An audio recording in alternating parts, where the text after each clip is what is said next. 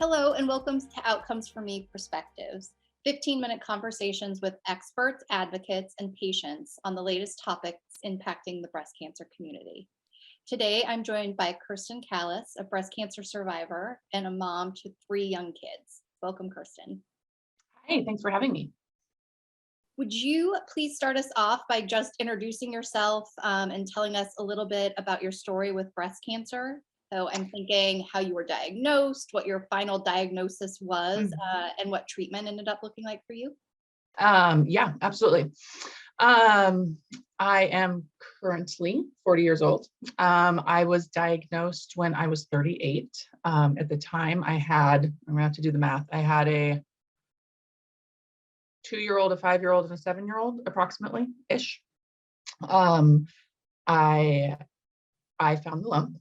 I had just been in for my annual exam like 2.5 months before, and had a breast exam, and I, on a fairly regular basis, did my own self exams, and I found a lump and went to a new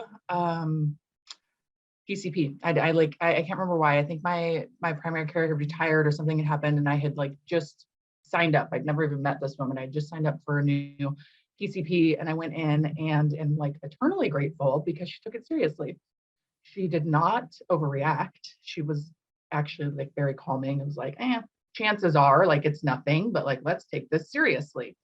So I went in, I'm gonna cry. That's okay. Um, so I went in, mammogram and ultrasound, and they knew immediately something was wrong. They were not as calming. I very much wish that the radiologist would have told me we need to confirm via biopsy that this likely is breast cancer. What she said was, you need to do a biopsy, with this terrified look on her face, which then left me feeling for a week-ish, however much it was, between doing biopsy and getting results, honestly a little gaslit, because everybody's like, no, it's fine. Like people get lumps all the time. People go through this all the time, which is true. Like that's very true. I'm like, but you didn't see her face. Like you did not. And then I had subsequently doctors say like, it was extremely obvious when you saw the ultrasound, like what was going on. This would have been nice to know. So I was like at the time, like in our local hospital system that did the biopsy. I had done a biopsy on a lymph node as well as a couple of spots on my breast. Lymph node came back negative. Everything else came back positive for triple negative breast cancer. My oncologist all thought that it would prove to be in my lymph nodes, because of, I don't know why. I think what some of the imaging was showing. So that's kind of how I was treated from the beginning. I ended up doing 2 kind of consults, one at the hospital that I was diagnosed at and one at the cancer center that is also right next to us, because I wanted to see if the treatment plans differed, was there gray area, was there judgment calls they were making, like what. Turns out it was very clear, and they both recommended the exact same treatment. I think that's great for peace of mind. And I just want to interject because I think that getting a second opinion is really important. And I Yes. remember my own oncologist saying to me, because I felt nervous even asking him if it was okay to get one, like I needed permission, but I remember feeling that way. And he said, I wouldn't paint my house without getting 2 opinions or quotes. So of course you should. But I've heard from a lot of women that is sometimes awkward or intimidating to do. Did you feel that way, or did you? I did not. I had a very good sense that I was going to end up at the cancer center anyways. Just they were both equally as close, and that felt like the specialist place to be. The city we live in has amazing care, and honestly, I think anywhere I would have went would have been completely fine. But I knew people that worked at the cancer center, and so I knew it wasn't hard. But also, to be honest, I don't like hard. If I have to return something past the deadline, like I hate that confrontation. So my husband handled all of that coordination, which was lovely. Both because I was a mental wreck and to just save me from any of that awkward conversations. But I always tell people to get a second opinion, because it's either going to be super validating for you Yes. and feel like make you feel really good, or it's going to highlight, wow, there's some things I need to consider, and maybe I need to talk to somebody else, or maybe I need to be asking more questions to like what's going on and why we're making these decisions. So there's no downside aside from your time, which is valuable, but there's no like kind of medical downside of doing a second opinion. Yes. So I was grateful. I was incredibly grateful that they both had the exact same plan to which chemo was going to be and which order it was going to be, and like everything to do. So I did 4 doses of dose dense AC chemo, followed by 12 weeks of weekly Taxol chemo, which sucked. It was 5 months of chemo, which like I still, it just sucks. It was hard to not be a mom during that time. And it felt like life was on hold. What was recommended from my surgeons was a unilateral mastectomy. That was their kind of oncological recommendation, was I needed to get a mastectomy based off of the location of my tumor and all those things I consider. I don't dive too deep into that, to be honest. I opted for the bilateral because I was done with my breasts. I had breastfed 3 children. I was done having kids. I had already decided that. I was done with them. After I recovered from the surgeries, I did 5 weeks. I think it was 5 weeks of radiation. It turns out I did not ever have cancer in my lymph nodes, so I was spared doing radiation on my lymph nodes. That's wonderful. And that was actually it for my treatment. After I had a pathologically complete response to chemo, so there was not subsequent oral chemo or immunotherapy. There's not hormone therapy since I'm triple negative. So it's a funny place to be in. It gets slightly more normal every month, but it's just a funny place to be in, where you're just kind of like watching out and seeing how you feel, but you're not like actively killing the cancer or doing something to prevent it, or even honestly doing anything actively to look for it. You're just like hanging out. You're just hanging out, and you're in this space of survivorship. I wanted to go back to something that you said, and I know it looked a little hard for you to talk about, but it was the time, especially during chemotherapy. And you said life kind of felt on hold, and it was hard not being a mom during that time.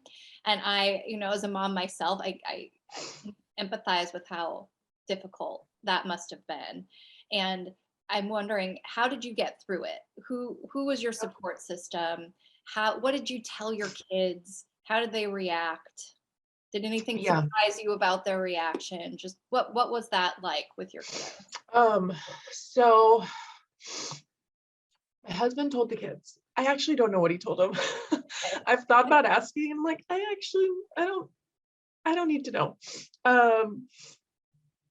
I talked to them a lot about it afterwards, and we had books and told them what to expect for treatment and all of that. But he is the one that handled. He's the one that handled all the, or I should say, the bulk of kind of the tough conversations with him, which for us like worked really, really well. Like they were fine. Like honestly, like they were fine. My daughter, our middle one, she probably struggled the most. They got burgers from so-and-so's mom every time she brought us dinner, or they had extra play day, like they had, of course, I'm sure there are things they look back on that were not great, but they also have a lot of like very fond memories of this. Yes, and what a gift to you, not only to take the Yeah. time for your healing, but as a mom. And I did see some beautiful family pictures where you had a Mhm. friend do some photography for you Yeah. all when it was time to shave your head, and you involved the kids in that. Mhm. What was that experience like in hindsight?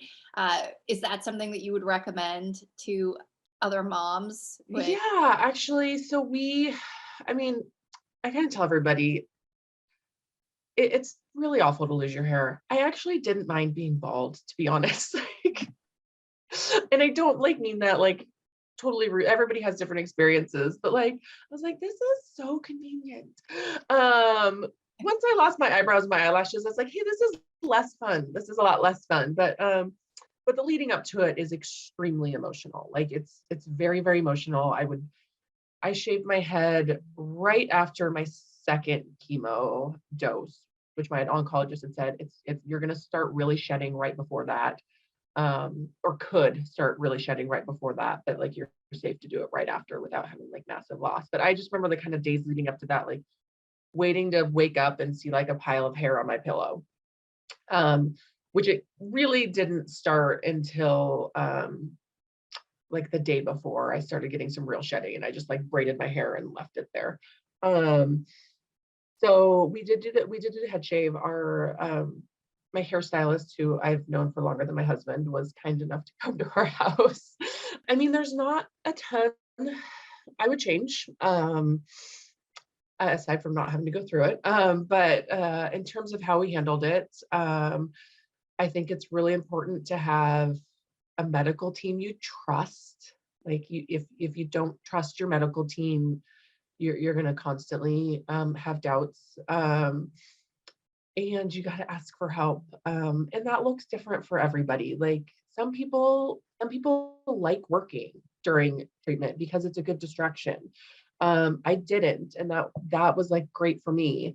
Um, but so like help looks different. Some people don't have family around, and I mean we were lucky enough to have family around, but we also just sent out an SOS to our like the entire grade of my older son's school. He was in first grade at the time, and they are largely who provided meals. And some of these people I didn't know well at all.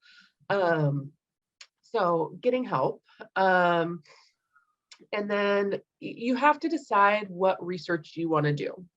I personally did not like doing a lot of research. If I had a question, I either wrote it in my little like notes on my phone and asked my oncologist when I saw them, or I would text a friend and she would Google it for me.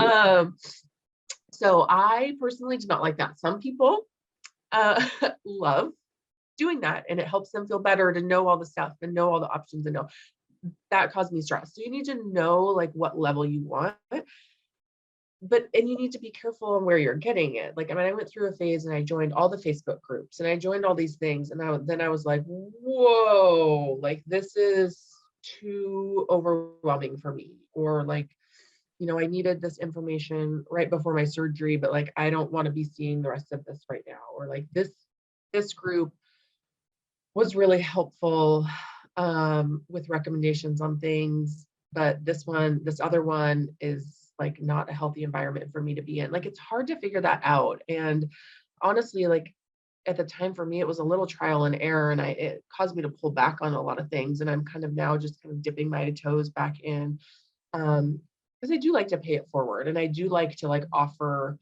folks. I had a couple friends of friends that I got introduced to um, when I was diagnosed and through treatment that were wildly helpful for me at the time to just be like, some of them were well ahead of me, some of them were going through the same time. And um, so anyways, you need to be careful on where you get information. And one place that is safe and you can trust the information is the outcomes for you. So you need to, when you're looking for sources, make sure that you are being discriminate and not just kind of randomly getting stuff. Because that can cause stress or worse. It can cause stress or worse. Yeah. It quite honestly is one of the reasons that I came to work for Outcomes for Me, because of the company's dedication to only putting fact-based information in front of patients. So they Yeah, want I mean, to it's understand. scary the amount of opinions that are out there, and some like really, I feel like my BS meter has become very, very attuned through all of this, where I'm like looking at people, I'm like, red flags, like, come on, guys. But but I also remember being in the thick of it and like just really desperate for answers and Yes. not able to identify those red flags as easily.